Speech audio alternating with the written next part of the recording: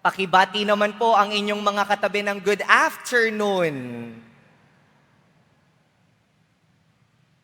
Mga kapatid, makinig. Mga kabugtuan, pamati. Maraming manloloko sa atin. Maraming magsisinungaling sa atin. Maraming magmamanipula sa atin at maraming magpapaikot sa atin. Tatanungin niyo po ako, Father, bakit mo sinasabi sa amin iyan? Kasi kung nakinig tayong maigi sa ebanghelyo natin sa tanghaling ito, narinig po natin, sinulat ni San Marcos at pwede nating basahin sa ating mga screen. Ilang Pariseo at ilang kampon ni Herodes ang pumunta kay Jesus upang siluin siya sa kanyang pananalita. Anong ibig sabihin ng siluin?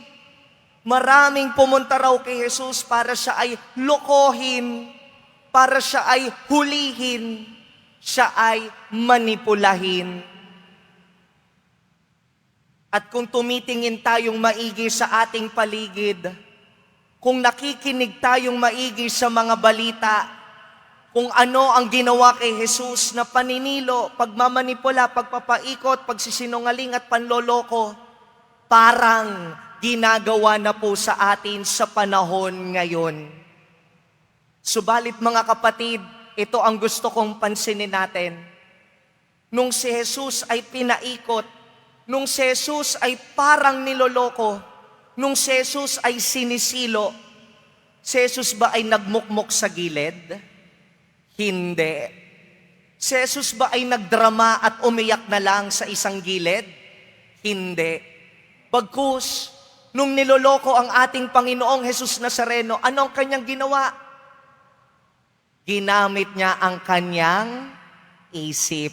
Pinagana niya ang kanyang utak. Tinatanong kasi siya, Jesus, sabi mo, guro ka, matalino ka. Sagutin mo itong tanong namin. Dapat ba kaming magbayad ng buwis kay Cesar? Delikado sumagot si Jesus. Pag sinabi ni Jesus, bawal magbayad. Kasi siya ang anak ng Diyos di ba? Ang anak ba ng Diyos dapat sumunod kay Cesar sa gobyerno? Hindi, Diyos yan Pag sinabi nilang pag sinabi ni Jesus, hindi dapat magbayad, pwede siyang hulihin. Traidor ka sa pamahalaan, traidor ka sa gobyerno, traidor ka sa mga Romano, pwede ka na naming dakpin. Pag sinabi naman ni Jesus, oo, magbayad tayo. Para niyang sinabi, mas mataas pa ang pamahalaan, mas mataas pa ang gobyerno kaysa sa pagiging anak ng Diyos. Correct? So, umoo man siya o humindi, sala sa init, sala sa lamig, huhulihin siya. Pero si Jesus, anong sinabi niya sa kanyang mga naninilo? Tinanong niya sila, sila'y nagkukunwari, bakit ba ninyo ako sinisilo? Paano niya nalaman na nagkukunwari sila? Sa tingin niyo, ano pinagana ni Jesus? Puso o isip? Isip. Pinapakita sa atin ni Jesus na may mga bagay, oo, paganahin mo puso mo, pero hindi lagi. Kasi may mga pagkakataon sa ating buhay, niregaluhan tayo ng isip, ng talino, ito rin ang paganahin. Nalaman niyang sila'y nagkukunwari, nalaman ni Jesus na siya'y niloloko, pinagana ang utak. Kaya mga kapatid, ang imbitasyon po sa atin sa tanghaling ito ng ating Poong Jesus Nazareno, sa lahat ng nangyayari sa ating sarili, sa ating mag-anak, o kaya sa ating bayang Pilipinas, mag-isip, paganahin ng utak. Tignan mo, pakinggan mo, sino nagsasabi sa kanila ng totoo, at sino ang nagkukunwari, naninilo lamang, nagpapaikot, nagsisinungaling. Gamitin ang utak. Sino sa kanila ang gumagawa ng tama, at sino ang lantarang gumagawa ng mali. Pwede gamitin ng puso, Pero minsan, kailangan ding paganahin ang utak. Kaya nga maganda yung reminder sa ating unang pagbasa. Ano ang sinulat doon ni San Pedro sa kanyang ikalawang sulat? Basahin ulit natin sa ating mga screen. Nakalagay dyan, sabi ni San Pedro, mga kapatid, dapat kayong ituloy. Lakas nyo naman. Ano daw sabi ni San Pedro? Dapat tayong mag-ingat. At sino tayong pag-iingatan natin? Itutuloy. Upang huwag kayong mailigaw ng mga taong walang matuwid na patakaran. Kanino tayo dapat mag-ingat? Sa mga taong walang matuwid na patakaran. At sa pag-iingat na to, ano kailangan ulit gamitin? Puso ba? Baka maloko ka na naman pag puso. Kaya anong pagaganahin ulit? Utak. Gana ulit ang isip para hindi mailigaw ng mga taong walang matuwid na patakaran. At kung tatanungin niyo ko, sige nga, Father, paano ba namin pagaganahin ng isip sa panahon ngayon? Naalala ko nung elementary tayo. Di ba tinuruan tayo ng mga teacher natin, yung 3 uri ng pagkain? 3 letrang G. Ano yon? Go, grow, and glow foods. Sabi ng teachers natin, kung naaalala pa ninyo, you are what you eat.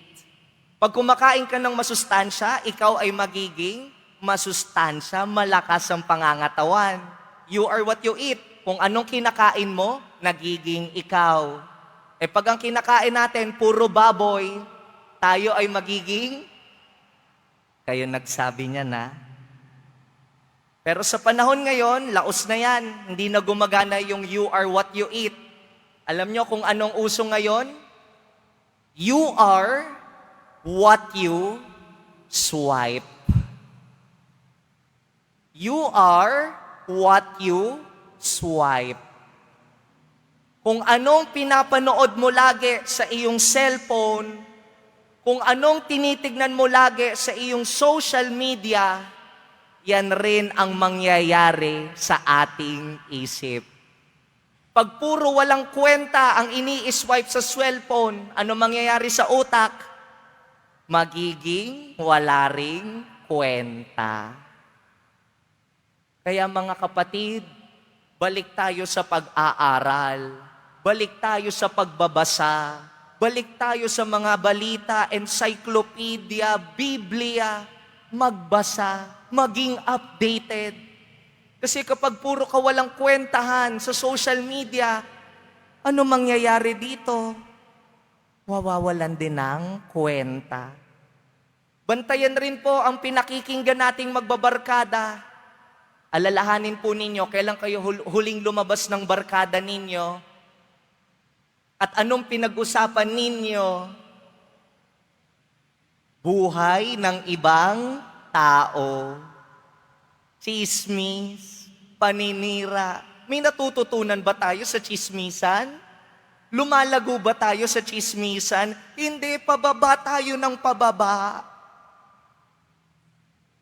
Kaya kung ang nakikinggan natin, puro kawalang kwentahan, katulad sa ating unang pagbasa, baka tayo ay mailigaw ng mga taong walang matuwid na patakaran.